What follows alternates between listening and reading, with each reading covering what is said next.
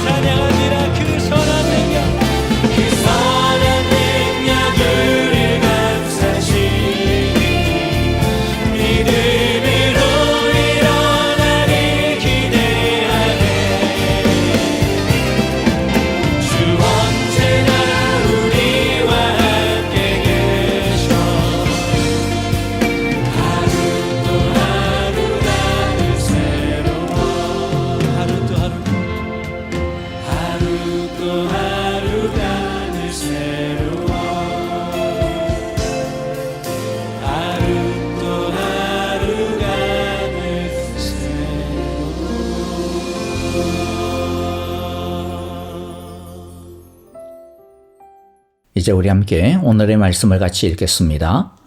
고린도후서 12장 1절부터 10절입니다.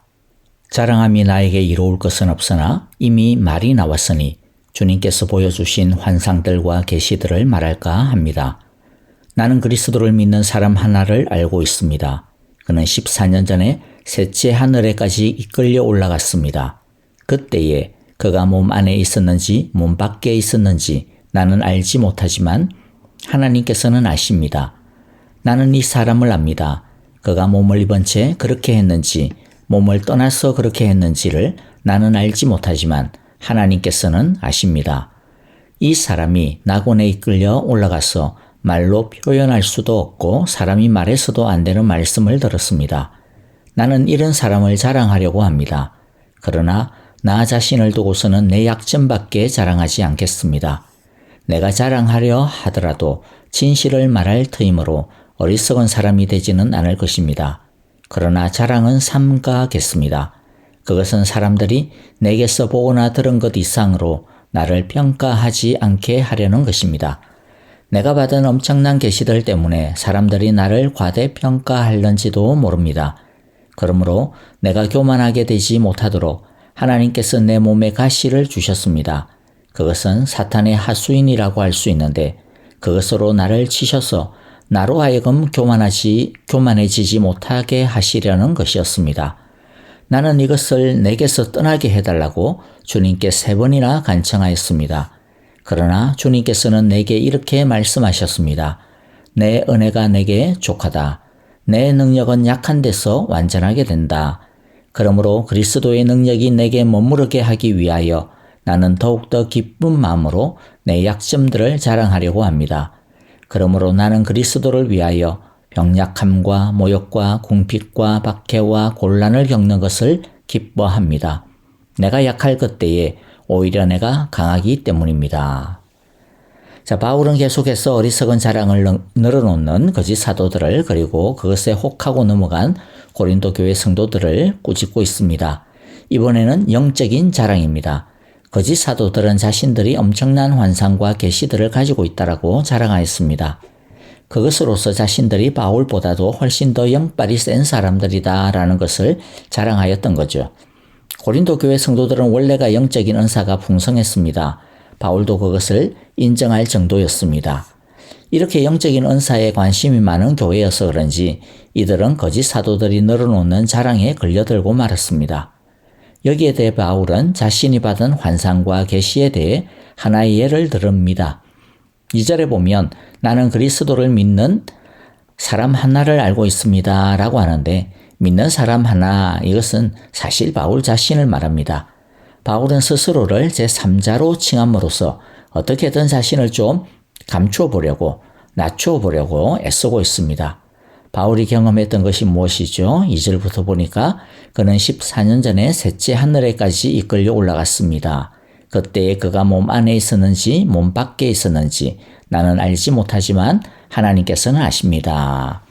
셋째 하늘이란 나중에 보면 낙원이라고도 표현하죠. 그래서 하나님이 거하고 계시는 곳을 뜻하는 당시의 우주관의 표현입니다. 14년 전 어느 날 바울이 천국을 다녀왔다라는 거죠. 다만 자신이 육신을 가지고 진짜 천국을 다녀온 것인지 아니면 환상으로 천국을 본 것인지는 확실하지 않다라고 합니다. 그만큼 뭔가 특이했지만 마치 현실처럼 생생했다라는 것입니다. 그야말로 엄청난 영적인 경험입니다. 하지만 바울은 그것을 이때까지 어느 누구한테도 말한 적이 없습니다. 자랑한 적이 없습니다. 왜일까요? 6절인데요. 내가 자랑하려 하더라도 진실을 말할 터이므로 어리석은 사람이 되지는 않을 것입니다. 그러나 자랑은 삼가겠습니다. 그것은 왜냐하면 사람들이 내게서 보거나 들은 것 이상으로 나를 평가하지 않게 하려는 것입니다. 즉 바울이 이것을 말했다 하더라도 그게 자랑일 수는 없어요. 왜냐하면 그냥 꾸며낸 게 아니고 진실이니까, 팩트니까, 사실이니까 그렇죠. 하지만 바울은 아무리 그게 사실을 있는 그대로 말하는 거라 하더라도 그것을 말하는 것을 이때까지 삼가했다, 또 삼가하겠다라고 이야기합니다. 자랑하지 않겠다라고 말하죠. 그래서 실제로 이때까지 14년 동안 한 번도 이 이야기를 끄집어낸 적이 없었어요. 그 이유가 무엇이었어요? 6절 후반부죠. 그것은 사람들이 내게서 보거나 들은 것 이상으로 나를 평가하지 않게 하려는 것입니다. 자, 이 말씀은요, 우리가 영적인 경험에 대해 어떤 자세를 가져야 되는지에 대해 아주 중요한 가이드라인을 제공해 주는 것이기 때문에 이 말씀의 뜻을 조금 자세하게 두 가지로 좀 살펴보려고 합니다. 첫째, 영적 체험이, 그리고 영적 체험을 한 사람이 복음과 하나님의 말씀보다 더 주목받으면 안 된다라는 겁니다. 내게서 보거나 들은 것이라고 하는 것은 복음이 전한, 바울이 전한 복음을 말합니다. 예수님을 말합니다. 바울이 가르쳐준 하나님의 말씀을 뜻합니다. 즉 복음보다 하나님의 말씀보다 영적 체험이나 사람이 주목받으면 안 된다라는 것이죠. 하나님께서 영적 체험을 주신 것은 복음을 더 잘 믿으라고, 하나님의 말씀을 더 잘 순종하고 영적으로 성장하라고 주신 것인데, 어리석은 사람은 영적 체험에 정신이 홀라당 빼앗겨가지고 그 체험만 집중하게 됩니다. 그러다 보면 말씀을 사모하고 예수님을 사랑하기보다는 체험하면서 체험만 따라가는 이 잘못에 빠지기가 일쑤입니다. 영적인 은사를 가졌다라고 하는 사람들이 빠지는 아주 전형적인 잘못 중에 하나이죠. 우선순위가 뒤바뀌면 안 됩니다. 영적 체험을 주신 분은 하나님입니다. 하나님은 영적 체험을 통해 우리가 복음을 더 높이기를 원하고 하나님의 말씀을 더 사랑하고 더 순종하고 더 잘 전하기를 원합니다. 그래서 주신 겁니다. 그러므로 영적 체험에 헷가닥 정신이 팔려버리면 안 됩니다. 자, 둘째는요. 어떤 영적 체험을 했다고 해서 그 체험이 그 사람의 수준을 증명해 주는 것은 아니라는 것을 알아야 됩니다. 환상은 환상일 뿐인데 체험은 체험일 뿐인데 그 체험이 바울이라는 사람을 증명하는 것이 아닌데, 근데 사람들은 그 체험과 환상 때문에 그 사람에 대한 환상을 갖게 되는 잘못에 빠지게 쉽습니다. 어떤 영적인 체험이 그 사람의 인격이나 됨됨이나 신앙적인 성숙을 증명하는 것이 아닙니다. 어떤 영적인 체험을 했다고 해서 그만큼 그 사람이 실제로 대단하다라는 뜻이 결코 아닙니다. 이 둘은 완전히 일치하지 않습니다. 영적인 체험을 했다는 사람, 영적인 은사가 있다라는 사람을 존중하고 물론 귀하게 여겨야 합니다. 하지만 너무 떠받들 필요는 없어요. 그 사람을 너무 마치 대단한 것처럼 우리와 다른 것처럼 생각할 필요는 없어요. 사람은 굉장히 나약한 존재입니다. 그래서 자신에게 없는 어떤 신비하고 영적인 체험을 한 사람이나 그런 은사가 있는 사람에게 쉽게 혹하고 빠지죠. 그리고 어떤 영적인 체험이나 은사를 가지게 되면 자신도 뭔가 엄청 영빨이 좋아질 것이라고 하는 환상과 착각에 빠지는 경우가 많습니다. 그래서 그런 신비주의에 쉽게 빠지게 되는 것입니다. 그러나 소위 말해서 영빨이나 영적인 성숙은 하나님과의 관계의 깊이, 사랑의 깊이, 그리고 말씀을 통한 인격과 삶의 변화, 성숙에 따르는 것이지 환상이나 체험, 신비한 것과 같은 그런 겉모습과 관련이 있는 것이 아님을 우리가 기억하기를 바랍니다.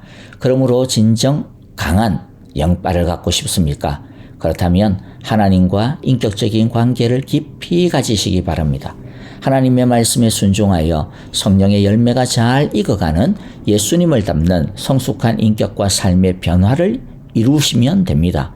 우리의 영성은 우리의 신앙적 인격의 성숙도와 관련이 있는 것이지 체험과 반드시 일치하는 것이 아님을 잊지 말아야 할 것입니다.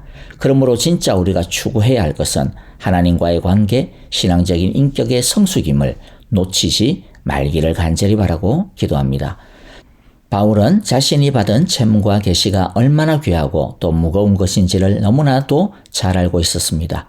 그리고 자신조차도 까딱하다가는 이 무게를 감당하지 못하고 하나님의 뜻과는 다르게 엉뚱한 짓을 할 수 있다는 것도 잘 알았습니다. 7절에 내가 받은 엄청난 계시들 때문에 사람들이 나를 과대평가할는지도 모릅니다. 그러므로 내가 교만하지 하게 되지 못하도록 하나님께서 내 몸에 가시를 주셨습니다. 그것은 사탄의 하수인이라고 할 수 있는데 그것으로 나를 치셔서 나로 하여금 교만해지지 못하게 하시려는 것이었습니다. 자신조차도 얼마든지 교만할 수 있는 위험성이 있다는 겁니다. 그러므로 영적으로 무엇인가 남들에게 내세울 만한, 자랑할 만한 것이 나한테 있어 라고 하는 생각이 드십니까? 혹시라도 여러분? 그러면요, 바울의 두려움을 제대로 이해하고 바울처럼 두려워할 줄 알아야 합니다. 우리 안에 자랑과 교만이라고 하는 이 암세포가 항상 자라고 있다는 것을 잊지 말아야 합니다. 이 자랑과 교만의 암세포가 나타나지 못하도록 하는 제일 기본적인 방법이 무엇이었습니까? 바울이 유지했던 방법이 어떤 것이었죠? 아예 말하지 않는 겁니다. 침묵하는 것이죠. 이런 것에 대해서는 그냥 아예 입을 다무는 겁니다. 바울은 심지어 거짓 사도들이, 대적자들이 자신을 조롱하고 공격하여도 그때도 자신의 경험을 꺼내지 않았습니다. 혹여라도 자랑이 될 수 있겠다 싶은 것은 쉐어링, 간증 그런 것조차도 하지 않는 것이 지혜입니다. 바울이 고백하는 것이 무엇입니까? 하나님께서 자신의 교만을 막기 위해서 자신에게 육체의 가시를 심지어는 심어주셨다라는 거죠. 치유의 은사가 있는 바울이었지만, 심지어 죽은 사람도 살렸던 바울이었지만, 그러나 자신의 육체의 가시는 고칠 수가 없었습니다. 하나님이 허락하지 않았기 때문이지요. 차라리 아프고 교만하지 않는 것이 더 중요했기 때문입니다. 자, 그런데 여러분들 여기서요, 조금 이제 우리가 좀 다른 것들을, 좀 중요한 진리를 발견할 것이 있어서 말씀드려야 될 것 같습니다.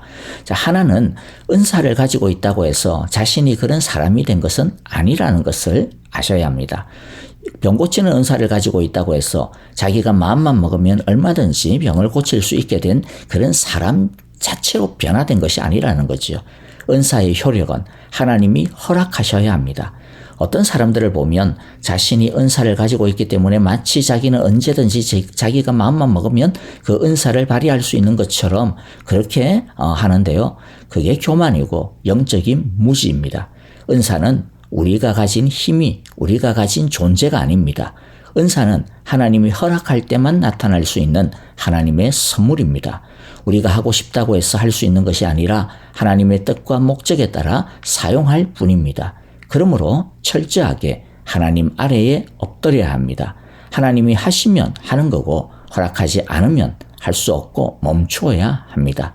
둘째, 하나님이 주시는 은혜면 족한 줄을 알아야 합니다. 하나님이 주시는 은혜만큼 가지고 행해야 합니다. 9절이죠. 그러나 주님께서는 내게 이렇게 말씀하셨습니다. 내 은혜가 내게 족하다. 내 능력은 약한 데서 완전하게 된다. 바울이 자신의 육체의 가시를 고쳐달라고 기도했듯이 우리도 우리가 가진 소원을 가지고 기도할 수 있습니다. 그러나 하나님의 은혜에 맡겨야 합니다. 하나님이 하나를 주시면 하나로 족한 줄을 알아야 합니다. 하나님이 주시지 않으면 없는 것을 족한 줄로 알아야 합니다. 여기서 오해하지 말아야 되는 구절이 있는데요. 내 능력은 약한 데서 완전하게 된다. 또 10절에 나오는 것처럼 내가 약할 그때에 오히려 내가 강하다. 이와 같은 것들이죠. 잘못 이해하는 방식은 내가 약하게 되면 내가 약하니까 하나님이 능력을 나중에 많이 주시겠구나 하는 것이죠. 그러나 이 말씀은 약하게 되면 능력을 많이 준다라고 하는 그런 뜻이 아니고요. 하나님이 주신 약함이라면 우리의 약함 그 자체가 하나님의 완전한 은혜라는 뜻입니다. 하나님이 주신 약함이라면 더 강함이 채워지지 않는다 하더라도 그냥 지금 있는 약함 그 자체가 하나님의 충분한 강함이라는 뜻입니다. 다시 말씀드리지만 약한 게 왜 강함이냐? 약한 게 왜 축복이냐? 지금 나는 약해도 하나님이 나중에 강하게 해주실 거야. 소위 말해서 역전의 은혜가 남아있어. 그러니까 약함이 강함이야, 축복이야. 그런 뜻이 절대로 아닙니다. 물론 하나님이 허락해 주시면 우리의 약함을 역전시켜 줄 수 있습니다. 그러나 약하다고 해서 무조건 다 역전되어지는 것은 아니죠. 중요한 것은 바울처럼 고쳐달라는 그 기도를 하나님이 들어주지 않아도 아픈 그대로 남아있는 그 자체가 얼마든지 하나님의 강함이요 축복이라는 것입니다. 우리 크리스찬의 능력은 더 많이 가지고 더 건강해지고 더 이루는 것에 있는 것이 아닙니다. 하나님의 능력을 인정하는 것에 있습니다. 하나님이 지금 내 형편이 어떠하든지 지금 하나님이 나와 함께 하신다. 지금 하나님의 은혜가 나와 함께 하신다는 것을 알고 하나님을 믿는 것에 있습니다. 그러므로 주님이 주신 것이라면 약함도 강함이요 추함도 아름다움이요 모욕도 칭찬이요 궁핍도 넉넉함임을 우리 모두가 믿고 기억해야 할 것입니다. 말씀을 마무리하겠습니다. 우리가 진짜 추구해야 되는 환상과 계시가 무엇일까요? 어떠한 신비한 체험이 아닙니다. 진짜 신비 중의 신비는 약한데 강한 것입니다. 부족한데 넘치게 사는 것입니다. 이 세상 사람들이 다 따라가는 그런 삶의 방식을 뛰어넘는 거슬러 올라가는 믿음으로 세상을 사는 것이 우리가 추구해야 되는 진짜 신비요. 하나님께서 우리에게 주시는 진정한 영적인 체험이라고 하는 것을 우리 모두가 기억하며 믿음으로 살아가기를 간절히 바라고 기도합니다. 자, 오늘 말씀들 우리 마음에 새기면서 찬양과 더불어 함께 기도하겠습니다. 주님, 나에게 세상을 거슬러 올라가는 진짜 환상적인 삶, 정말로 신비한 삶을 살아가게 하옵소서.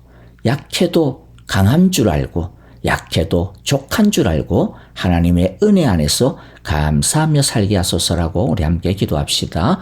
여러분들 우리 교회를 위하여 또 성도님들을 위하여 기도할 때 양로원에 계신 우리 성도님들, 아프신 성도님들 여러분들 위하여서 함께 기도해 주시기를 바라고요. 또 선교사님들과 또 우크라이나의 평화와 또 안정을 위하여 또 사역하시는 선교사님 위하여 우리 함께 이 시간 간절하게 찬양드리며 기도하겠습니다.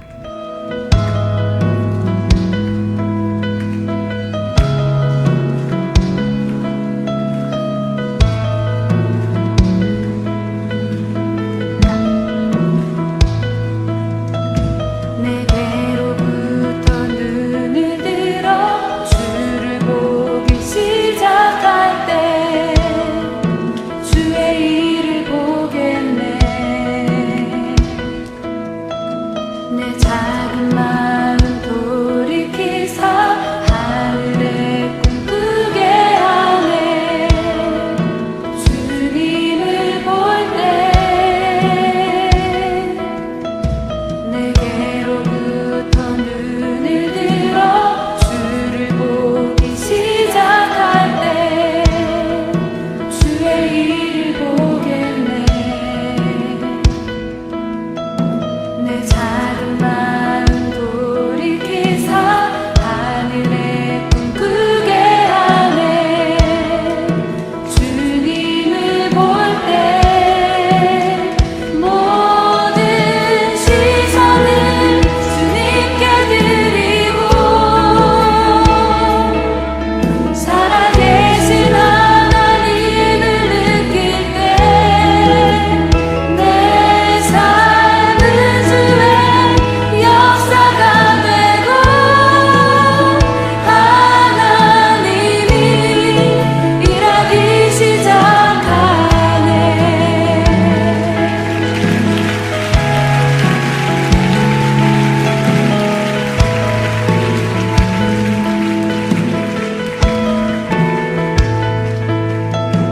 성령이 나를 변화시켜 모든 두려움 사라질 때 주의